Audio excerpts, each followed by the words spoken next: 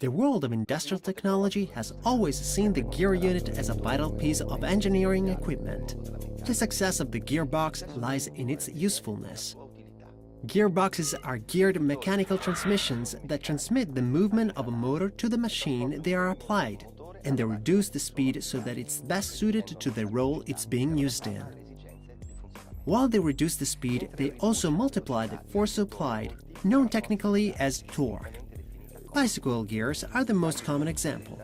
The cyclist can use the same effort to cover endless distances quickly or climb the steepest alpine passes.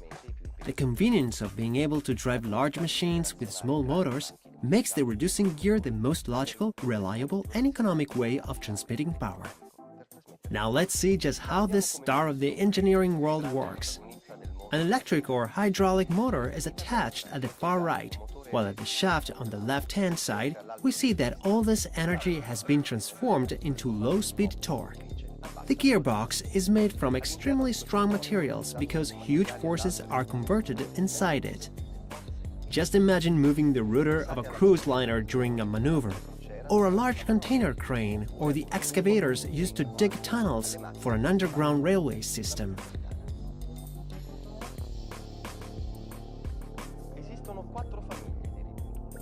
There are 4 families of gearboxes.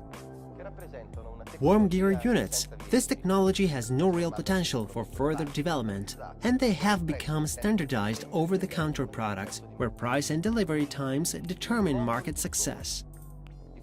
Gear motors, often used in light applications, comprise an electric or hydraulic motor linked to a reducer. This system has proved to be both compact and versatile. Parallel shaft and right-angle gears are a well-established technology in large reducers. They're often used for industrial applications that demand high power and continuous cycle working. They still form the largest sector of the market, representing over 30% of global demand.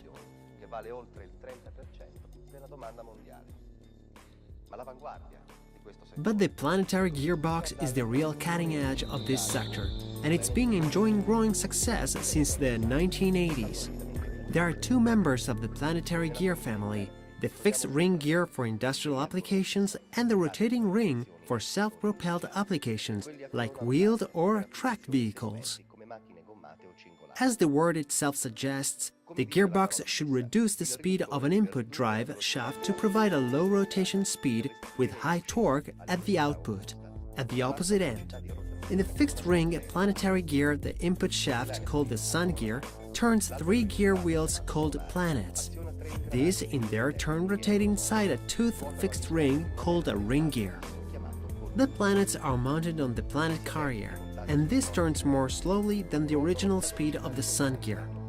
As a result, the output shaft fixed to the planet carrier also turns at a reduced rate. Rotating ring gear reducers are constructed in the same way. The difference lies in the fact that the planets and planet carrier, driven by the input shaft, the sun gear, turn the ring gear. The ring gear is fixed to the wheel on the self-propelled vehicle and allows it to move at reduced speed. In both cases, if we add another stage of planetary reduction, we create what's called a 2-stage gearbox, and so on. Gearboxes with fixed ring gear allow us to achieve a reduction ratio of 7,000 to 1 or 200 to 1 with rotating ring gear. The planetary system has 4 main strains. It's an innovative system for both industrial machinery and self-propelled vehicles. It can provide the same performance as traditional technology at lower levels of size, weight, and cost. Thirdly, it's exceptionally good at transmitting power torque, especially in applications with low revolution speeds. Finally, it's extremely flexible and can adapt to an immense range of operational needs. A planetary gearbox can be manufactured on a made-to-measure basis to answer the requirements of the specific installation it will be used on.